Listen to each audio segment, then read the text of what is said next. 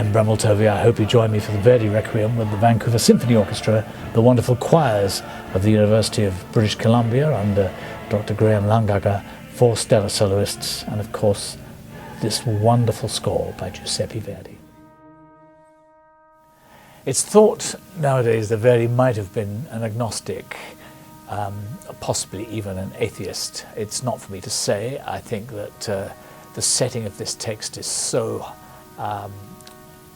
dramatic and so wholesome that inevitably it feels like a believer.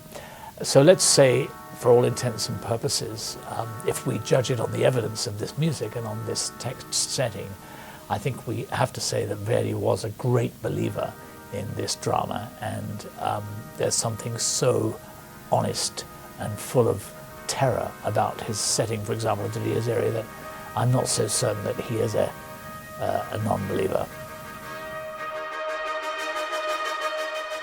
Will we rest forevermore, or will we in fact go to the dark side, or will we see our God? These were very tangible, very real, and still are for many, many people, very real issues. We have some very special forces. We have 4 fantastic soloists. We have Lyne Fortin, legendary Canadian soprano from Quebec. We have Susan Platts, wonderful Canadian mezzo. We have David Pomeroy, extraordinary Canadian tenor, whose career is becoming stratospheric. And then finally we have the Australian bass, Teddy Tahu Rhodes. I worked with Teddy in Melbourne recently on The Messiah, and was astonished to discover that he hadn't made a Canadian debut. So we have this wonderful quartet who, as it were, individualize moments in the Requiem mass text. And then we have the tremendous sound of the various choirs from UBC under the general direction of Graeme Langager. Dr. Graeme Langager is a genius who sets his choristers alight. It's an incredible piece because it transcends the concert hall and takes us to that day that's articulated in the text.